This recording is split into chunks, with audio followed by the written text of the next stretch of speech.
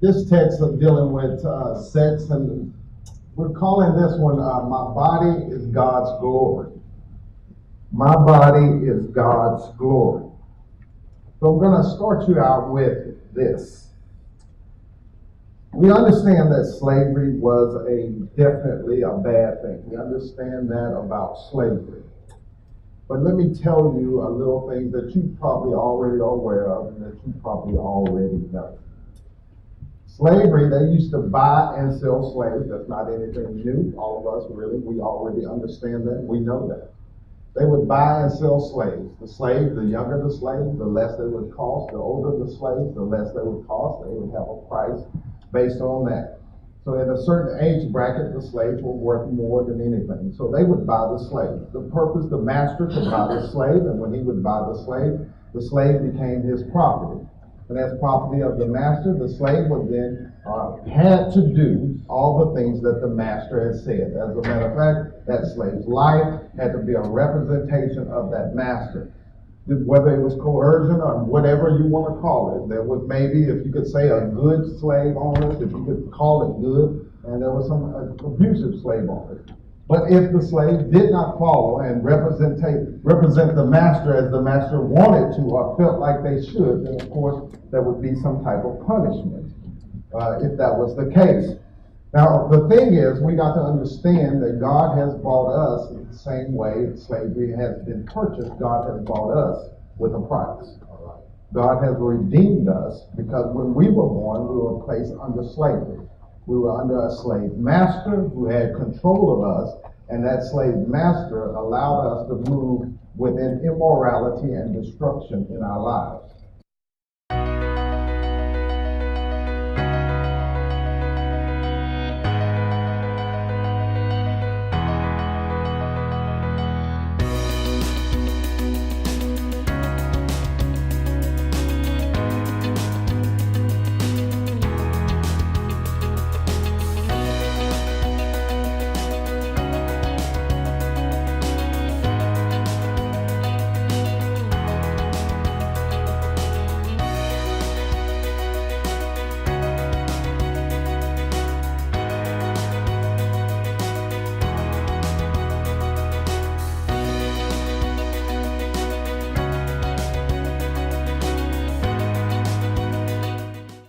So then God purchased us, and when he purchased us, he bought us and redeemed us and brought us over. So now that we become enslaved to God, we do that out of volition, not out of coercion.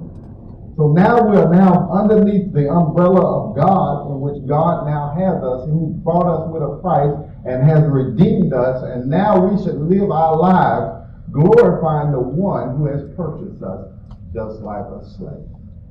So when that happens, what do we do then with this newfound life that we have? This new life that God has purchased and redeemed us from, this new life that God has given us, this new opportunity, what do we do with it now that God has given it to us? So then how then do we turn and we glorify God in the body who has purchased us with a price? And now we belong to him as his slave. Because of volition, we choose to submit to him. How then do we glorify God in our bodies now to say that God, you are our master and redeemer, the one who has purchased us? How do we do that? We have to move then from living to one life that is immorality to now living a life of spirituality. We live a life which was immorality, which we separated ourselves from God. We live a life of destruction. When God purchased us, now we move to this opportunity to live a life of spirituality. And this is what Paul is wrestling with within the text. He is trying to get the Corinthian people to understand they have an opportunity to move from living a life of immorality to a life of spirituality.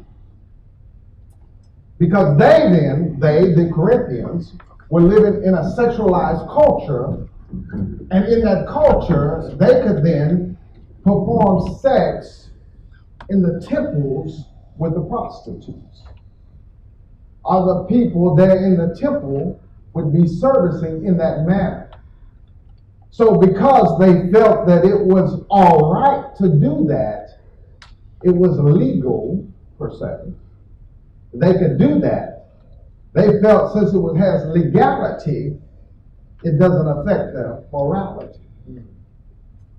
So they began to live this life in which Paul said it is immoral that they would go and do that and say that I'm going to perform an act of worship through the sexualized culture. Paul is saying now you've lived that life, now it's time that God moves you because you've been bought with his price to now living a life of spirituality. Corinthian people had trouble with that because they were saying, Paul, don't you understand? Everything that we're doing, we're not breaking any laws. Matter of fact, the government has deemed that it was okay to do it. Therefore, if it's okay to do it, then we're all right. And Paul was trying to dispel their ideology and their theories behind it. Paul is saying that no, what you've now, that God has purchased you and bought you with a price, now you need to come, instead of living immorality in your sexualized culture, now you need to move over to live your life out in spirituality with God. So you can see how they would have a struggle doing such things, because it would be a struggle in our culture today. Right. And it's not even as highly sexualized as their culture was. So you're saying, yeah, I'm saying that our culture doesn't even compare to theirs in the high capacity of sexualized culture that they had. Now, it's in the midst of this that Paul is now giving this discourse that he gives to the Corinthian church. And it comes right on the heels of telling them about an immoral brother that they had living with them, who was living with the wife of another man. They were saying, Paul said that's immoral in chapter 5, and then he moves over in chapter 6, and he says, you're having lawsuits that are among people that are outside, that are non-Christians against Christians, and Christians against Christians are having lawsuits, and they're being judged in the courts of non-Christians.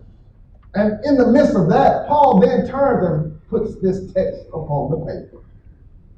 This text on the paper, then Paul says, okay, through the midst of that, Paul says, now I need you to understand how to then live your life, your body, as becoming God's glory. So then we got to be able to realize those points. Okay, first, I'm going to give you how we can do that. We say it's tough. I understand it's tough, but I'm going to give you the points on how we can live our body to give to the glory of God. One is that we can be raised for freedom. Okay, verse 12. Paul starts out and he says, okay, you've got to understand something. He says, all things are lawful for me, but not all things are profitable. I'm going to stop right there for just one moment. Paul says, look, you've been bought by God with a price. You've been moved from the point of living a life of immorality. Now you're supposed to live a life of spirituality. But when that happens, Paul says you're moving from this position of legality now to moving to this position of spirituality. And he says, when you do this, freedom that God has given you, it comes at a cost.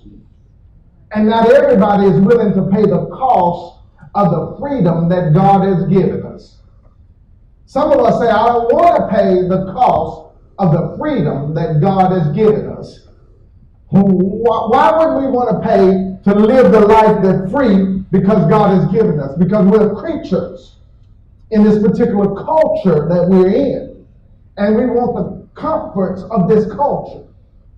And since we want the comfort of this culture, a lot of us are not willing to give up the cost to be free for God to move us from the point of immorality to the point of spirituality. So we really don't want to be free, even though God has purchased us to allow us to be free. Because we don't want to pay the cost when it comes to the freedom. Because we want to stay within the culture because the way the culture is.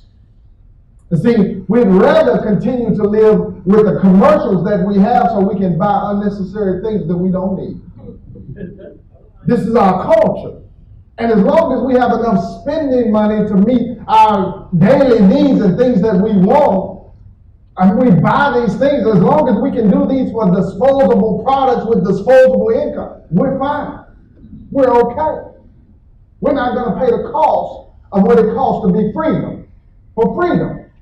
See, freedom means that Paul was saying, not everything is profitable for me. He says, because now the thing is, you've been bought by God with a price. Now you're free from this immorality that has been controlling you. He says, now you're free. Now you're going to have to pay the cost now.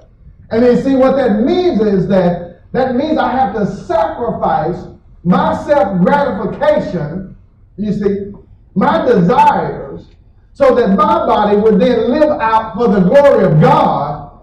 We're going to say, I don't want to be free. If that's what it means, I don't want to be free. See, so freedom would mean that, I don't necessarily do what I want to do. See, because some of those things may not be profitable, so that I can then glorify God in my body. We're going to turn and say, no, you know what? I don't want to be free.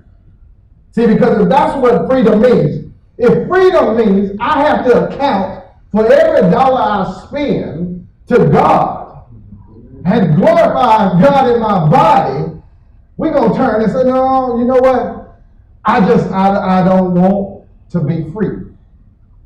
If freedom means, if freedom means that I can't live out my sexual desires and urges, that I may glorify God in my body, we're going to say, I don't want to be free. But Paul is saying God has bought you with a price. And I understand that the culture tells you it is lawful, but Paul says it's not profitable. And when he tells them it's not profitable, he said it benefits you absolutely nothing. All right. He goes on in the text and he says, look, even though he says all these things are lawful for me, in verse 12, he says, but I need not. He says, I'm not going to be mastered by anything. He says, I've left that life, you should leave that life of immorality behind, because if you don't, he says, what will happen is it will take control and master your life. Oh, y'all not going to talk to me today, but that's okay, that's okay. That's okay, because I know I'm telling the truth. Right. See, if you look at how immorality then masters the life of the individual, we could pull one out of this text and it would name deception. How sex controlled and mastered him. See, Samson had all the strength there was, but he was controlled and mastered by Delilah. That was his downfall. See, Delilah brought him down. So he was really mastered by Delilah. So Paul's point is that even though everything is lawful and permitted, yes, you can do it, but freedom comes with a cost. He said not everything is profitable. And if you're not careful, he said the immorality then turns and it will master you. And really he's talking about sexuality. That's his whole premise of the text. So he said that's going to come, and he said that's going to master you. And then Paul says, look, you were raised for freedom. You've got to be able to understand that. Bring up the next verse 13 on the screen. He says, then he turned and he says, food. Listen, he says right here, food is for the stomach and the stomach is for food.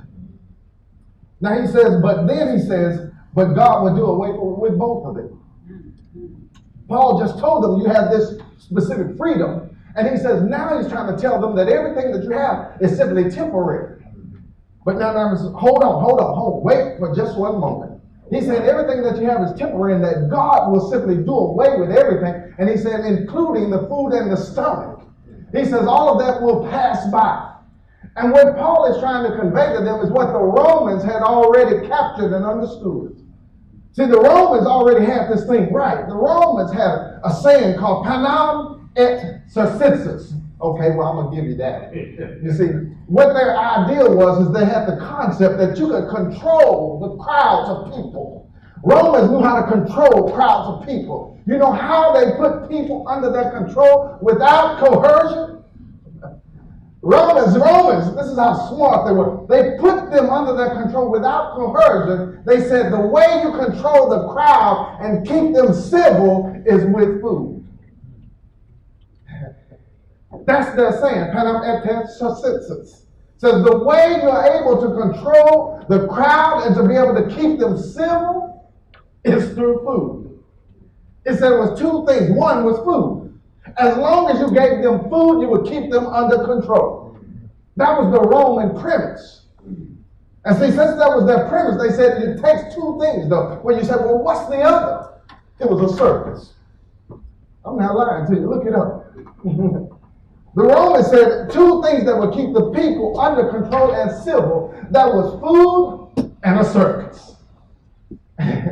He says the food and the circus allowed the people to stay within the controls and the confines that they wanted. Paul is telling them, look, food is for the stomach and the stomach is for food. And all of this will wash away. It's all temporary. It's just really there for just the moment. And the Romans knew the moment the food ran out, the entertainment was gone, guess what? The people would rise up again. It was temporary. They understood the concept. And so Paul is then telling them, he says, look, all of this is temporary. It's only for a moment in time. At some point, all of this will fade away. But you've got to understand that you were raised to be free from the sexual immorality that is controlling the culture. All of that you do is temporary. It's going to go away. That's Paul's point. Amen. He says right here, but God's going to do yet. He says, I want you to understand that your body is not for immorality. That's what he comes to tell them. He says, your body is not for that. He says, basically what your body is for God. That's what your body is for. He says in verse 13, it says, but for the Lord, and the Lord is for the body. He said, you've been using it for immorality, but your body was supposed to be used for spirituality. And he said, I know that you've been bought with a price and you're raised for freedom, and I know you want to live legally according to the law, but everything you do is not profitable. And since everything you do is not profitable, you've got to understand that these things you're doing, they will end up mastering and taking control of your life. So you need to understand that all of those things that are done legality instead of spirituality, he says all of those things will pass away. They're going to go by the wayside. And the enemy wants to trick you into believing these things are worth something. The enemy wants to trick you into believing that what you're doing has some type of profit in your life. And Paul is telling them, no, it doesn't.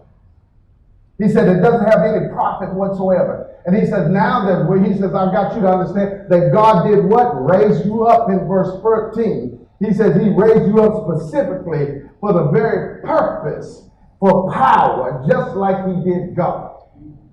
And he said, and the same way he raised up the Lord Jesus, guess what? When you were bought with a price and raised for freedom, he said you too have the same power that he had given Christ when he was raised from the dead.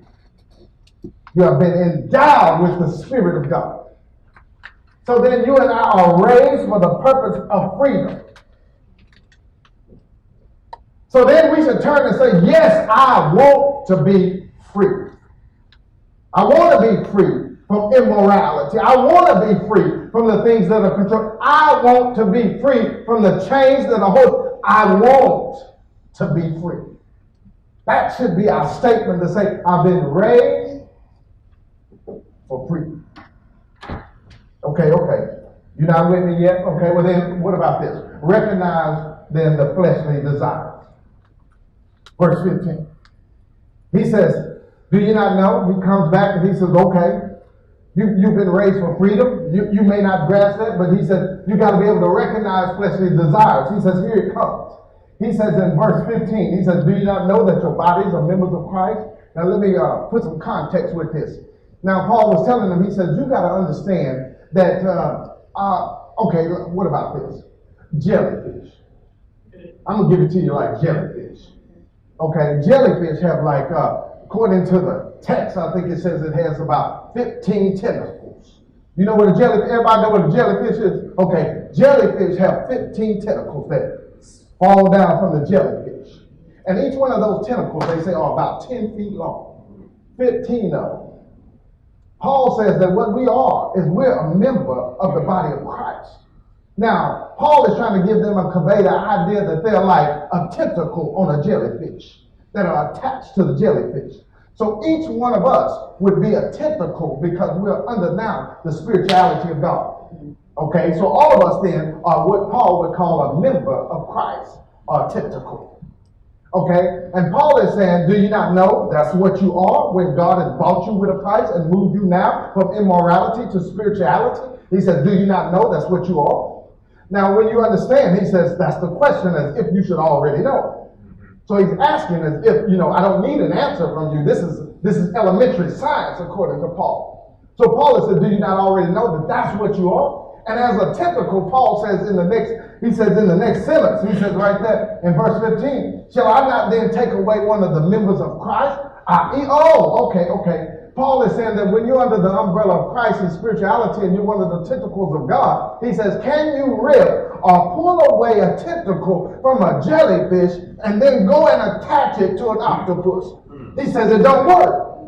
He says what happens when you rip the tentacle of the jellyfish, it becomes its own separate entity, foreign, alone. And then when you try to take that separate entity and attach it to another alien entity, the octopus, it doesn't work. The two are incompatible. So Paul is saying that if you're now under the spirituality of God and you're now a member of Christ, one of his tentacles, then how can you take away that tentacle that belongs to God and then go and put it with something else that doesn't match?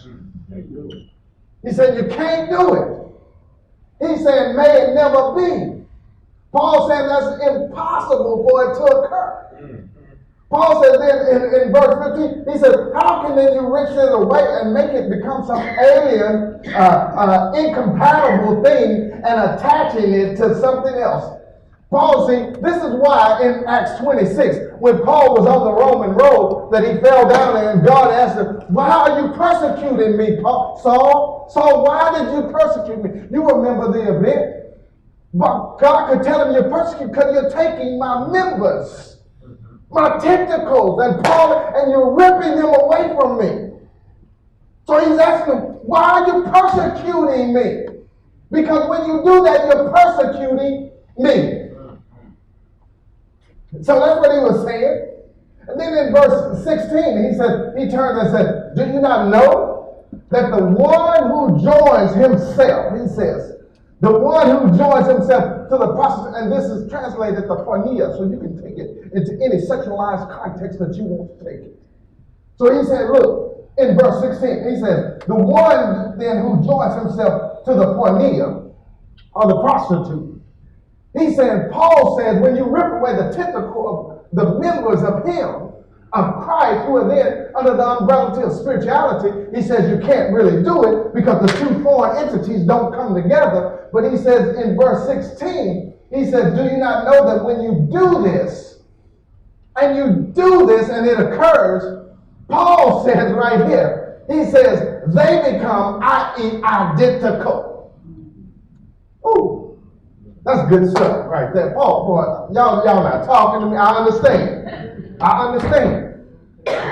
But what he's saying is that, look, what happens is that the two, that has this new unity, that at some point they fuse together and become so intertwined that they then, in this new unity, become identical. In other words, they'll perform what's called like the Stockholm Syndrome. You guys heard of that? Where the capture then all of a sudden start to understand the one who's captured them, start to think like them, act like them, behave like them. At some point, they turn and they're all of a sudden with those who have captured them. Now, how does that work unless you've spent time with him? So Paul's point is that how can you take someone who is part the tentacle of God, who is in the spirituality realm, ripped them from him, removed them over to a foreign entity, fused them together, and Paul says at some point when this happens, they become what he calls identical. Oh, man. So he said it's important that you understand that your fleshly desires will then try to rip you away or pull you away from the spirituality of God. And then it's going to take you, who are a member of Christ, who have been bought with a price, and attached to something that is totally foreign. And then when you do, Paul says that at that point, these things become identical. Oh, nobody want to talk to me. That's okay. But Paul says, hey, there is some good news, he said, Alexis, there's some good news with it. He says in verse 17, he said the good news is, but the one who joins himself to the Lord. He says the good news is that if you stay joined to God, Paul says the good news is that, but the one who decides to join himself to God, he says, Paul doesn't say, he doesn't use the language that they're equal. No, Paul doesn't do that. Paul uses the language that they have a better quality of life. I said, that is great. This guy can write. This guy says that if you break away from the spirituality of God and join to something else, you become identical with that thing because you begin to understand and relate and be part of it. But then Paul says, but if you stay under the spirituality of God, he says, what happens is your life then, within itself, becomes better. You begin to act like BASF. You guys seen the commercial BASF? They said, we don't make things new, but we just simply make them better. That's all they say. And so what Paul is saying is that if you stay within the spirituality of God, connected to him and one to him, he said what it does is it makes life better. So what he's saying is that you need to live a life in which sexuality is done within the context that Paul has defined. Oh. And he's saying not go out with the porneia. He's saying stay right there with God. Oh man, that was like the text just, man, it's just something. He says, but when they join themselves together, he says the two become one flesh. That's where he puts it in. So he says, okay, that you've been raised for freedom. You got to recognize these fleshly desires. But listen to the last one. Remember to flee immorality. So this is how I can live in my body to glorify God, is to understand I've been raised for freedom, recognize these fleshly desires when they come up, and then to the point that I can flee from immorality. Paul says right there in the next verse, he says right there in verse 18, he says, what do? Flee. That's what Paul said. And Paul was specifically talking about when there was a sexual encounter that was about to happen. Because that's the problem that they were doing. They were going into the temple to perform these sexual ritual acts. And so Paul then says, you know what you need to do? You need to stay connected to God within the spirituality because you've been bought with a price. And since God has raised you up for freedom, you need to recognize that when these fleshly desires pop up, and when they do, he says, Paul gets it, remember this, flee immorality. Joseph understood when he did it with Potiphar's wife, he understood the concept. And so here Paul says, hey, this is what we should do.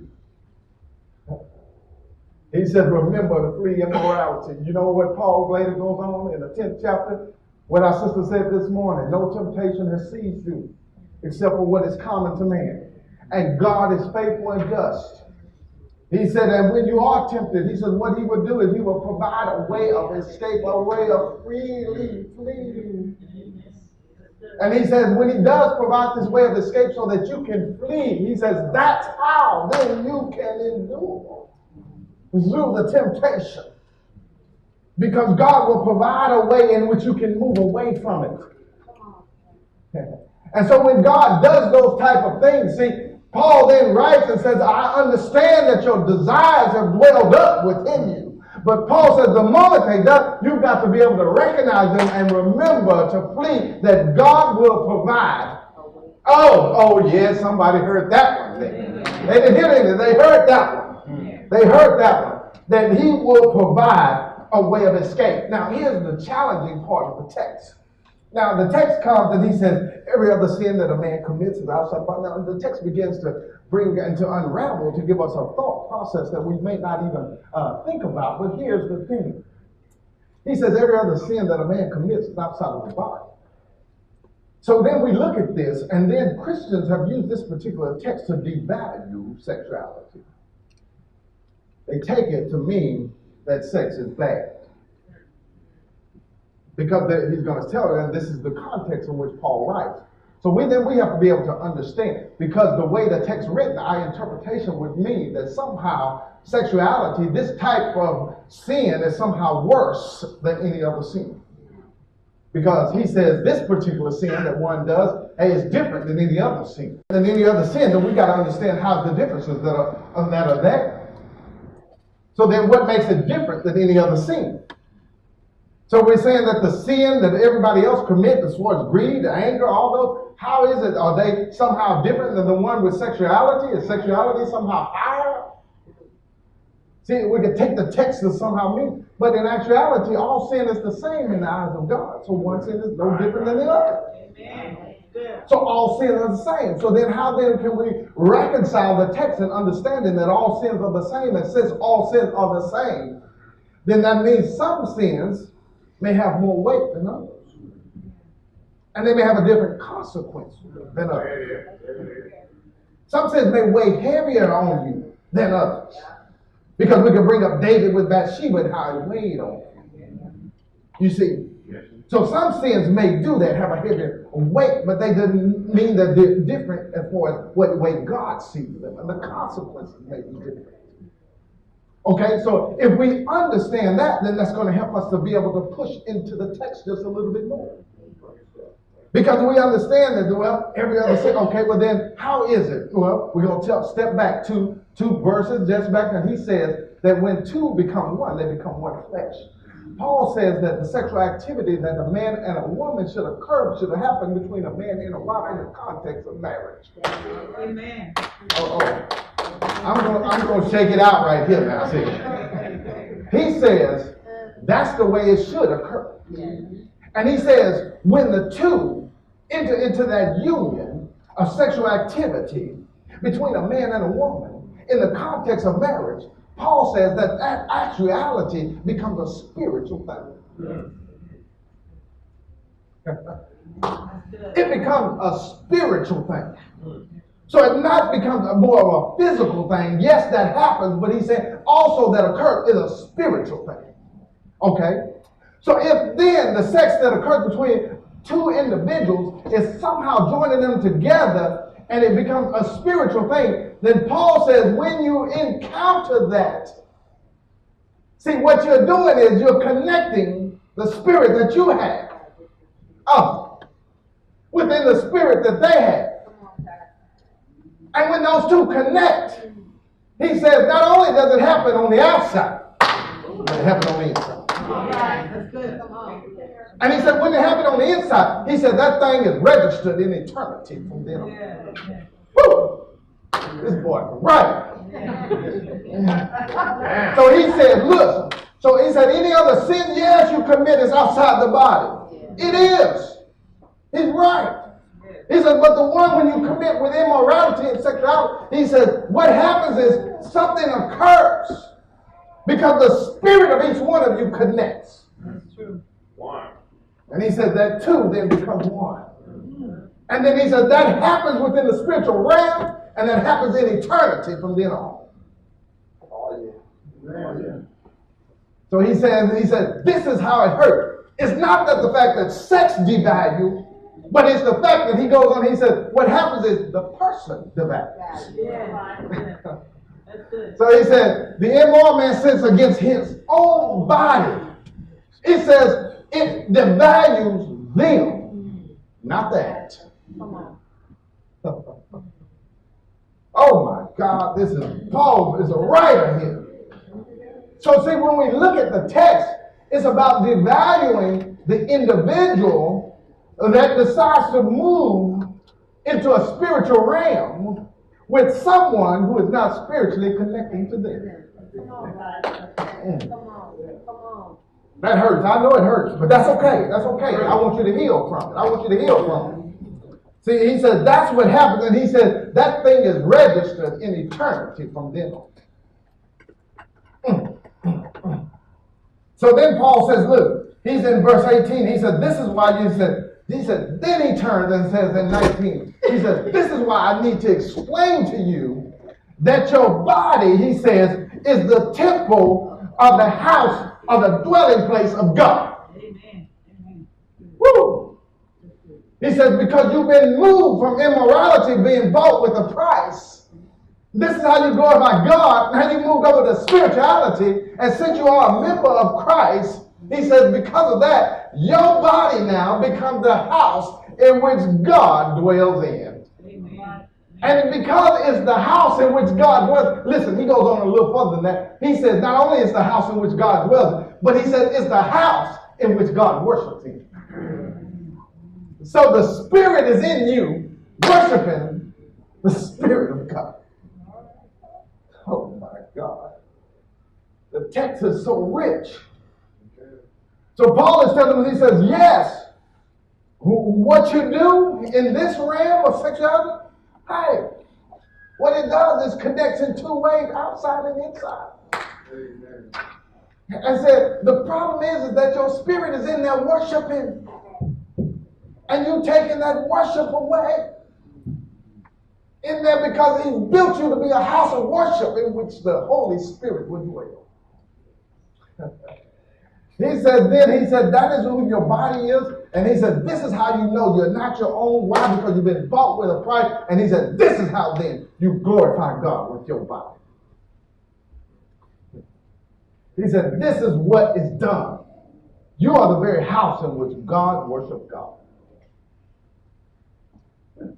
So he said, how then is it possible then to take that which God is worshiping in, remove it out from the umbrella of the spirituality of God, connect it with something that doesn't even make sense?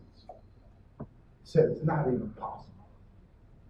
Paul was telling them, he said, listen, Corinthian people, this is how you then help to be overcome and live your life as the worship of God. This is how your body is to reflect God living within you. This is what he was telling them. You guys remember the incident of Matthew 17 when Peter, James, and John went on the Mount of Transfiguration with Christ? And he was up there with them, and they said, listen, should we build? And he said, the light shone upon his face, and they had to veil themselves because they couldn't be able to withstand the light. And in the text it says what it was doing was revealing, the text said it was revealing the Son of God. That's what the text said. It was revealing to the Son of God. And in the text, he says, he comes back and says, this is my Son. God speaks and says, this is my Son in whom I am well pleased. He says, that's who he is. So he said, this is my Son, because he's seen the glory of God with him. See, I don't know about you, but when my life is over, I want to stand before God, and he said, this is whom I'm well pleased. I want to stand before God, and I want to let him know that I've used my body to glorify you, God. That's what my body was used for. So when I stand before God, I want to tell him, look, I am well pleased. I want to hear God say, well done. That's what I want to do. And so in order to be able to do that, we can't live any way we want to live. Freedom comes with a cost. It's a cost to be free. And all I'm asking is, hey, live your body. Let it live for the glory of God. If you believe it, say amen. Amen. Thank you for watching. We hope you enjoyed the sermon and encourage you to subscribe to our YouTube channel. There, you will receive even more encouraging words from Pastor Tim. Remember, in addition to the videos, with a simple registration, you can receive the life notes. Pastor's outline and scripture references for his sermons will come directly to your inbox each week. Thank you again for watching. You are always invited to attend our morning worship services every Sunday morning starting at 10 a.m. Bible studies are Wednesday evenings starting at 6:30. You've been listening to Pastor Timothy Jones of Rockbridge Church, Allen, Texas, where we follow the Go MC mission: God, others, ministry, and community.